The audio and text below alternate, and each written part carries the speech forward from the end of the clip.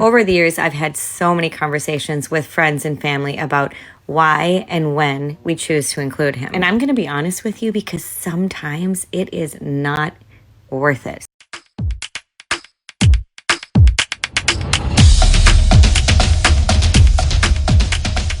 Special family, welcome back to another video.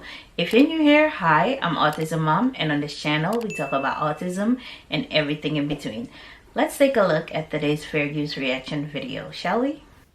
Our 11-year-old is disabled, and going places with him is not always easy. It's really never as easy as grab your shoes and go. Today we're heading over to my mom's to swim, and I've got to do a bunch of things before we can get over there. And as a family, we do our very best to try to include Christopher in all the things that he would want to be included in. Over the years, I've had so many conversations with friends and family about why and when we choose to include him. And I'm going to be honest with you because sometimes it is not worth it. Sometimes there are activities and things that we're going to do as a family that he would absolutely not enjoy. And I always try to think, am I including him because it's something that I know he will like to do, or am I including him because of me and my feelings? Because to be honest, sometimes it's just me. It's me really wanting him to be there for the sake of me and my feelings. There are things that we absolutely don't make him go to, like soccer games. They're not enjoyable for him. He doesn't visually get anything out of it. He doesn't like the heat. He can't use his AAC. It's just not fun for him. I guess what I'm trying to say is don't feel bad. If you don't bring your child to every single thing that your family does, don't feel bad. I guess some things are absolutely worth it, but also some things just aren't. She's right. Some things are worth it and some things are not. This video was taken from this Instagram page and handle. Go ahead and give them a follow. This is something I have been struggling with for a while because I like to include my son, and when certain things I feel like is not worth the hassle, I don't, then family tend to get upset because I've only been there for 5 minutes and I'm leaving. But what they don't understand is that those take a lot out of me. Imagine me driving all the way to your house. We get there 5 minutes into the visit or the birthday party or whatever it is. He has a meltdown. Now I have to leave, and now everybody's looking at you. You just got here. What do you mean you have to go?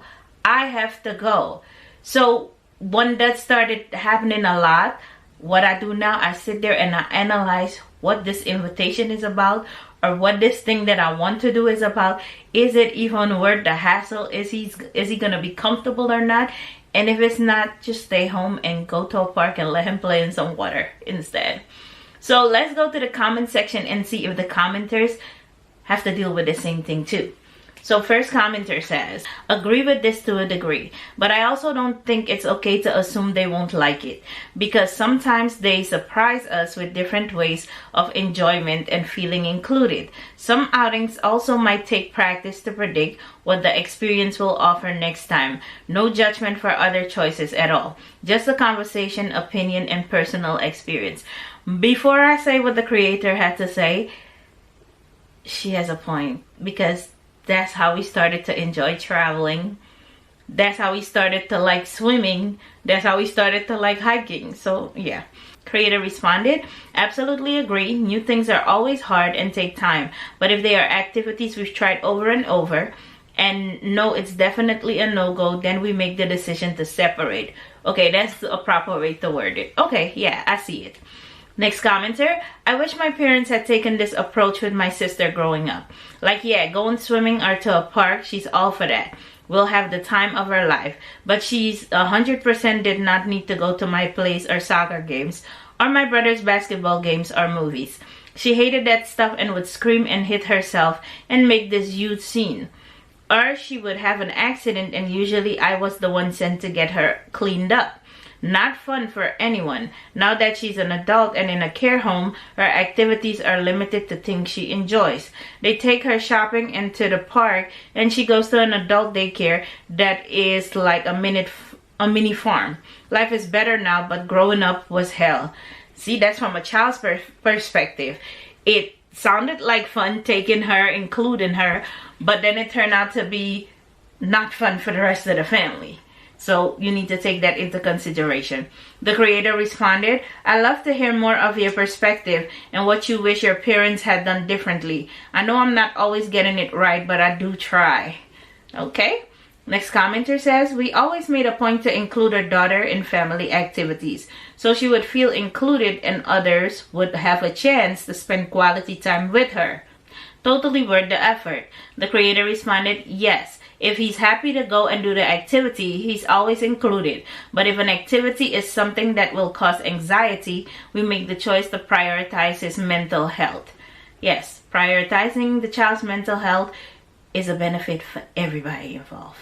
Next commenter, I've been a respite provider for kids, adults with disability for over 20 years.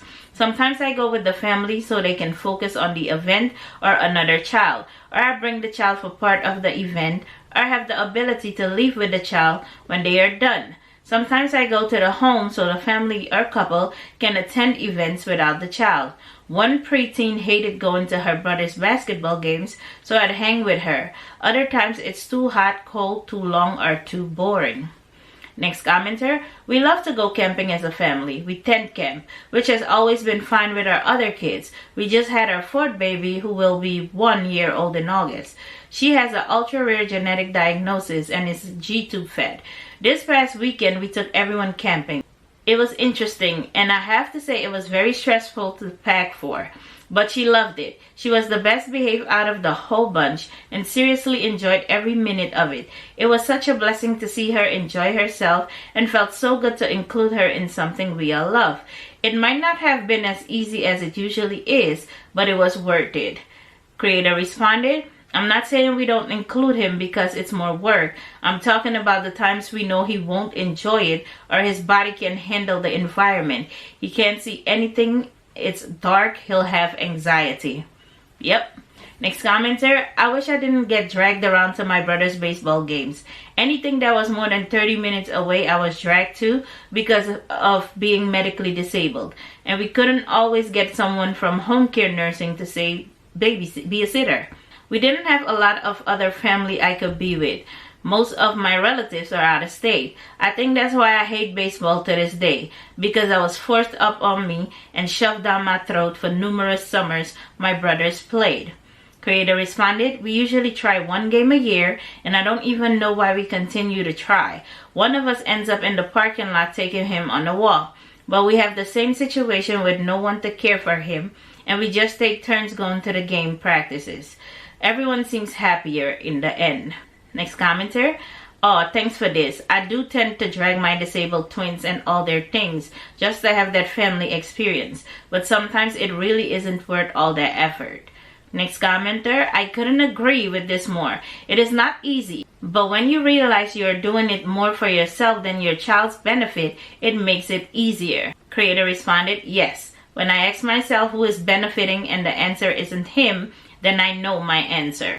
Next commenter, it's hard not to bring your kid, but it's also hard to be the one to stay behind with them. You miss out on a lot. Creator responded, agree, my husband and I trade off a lot.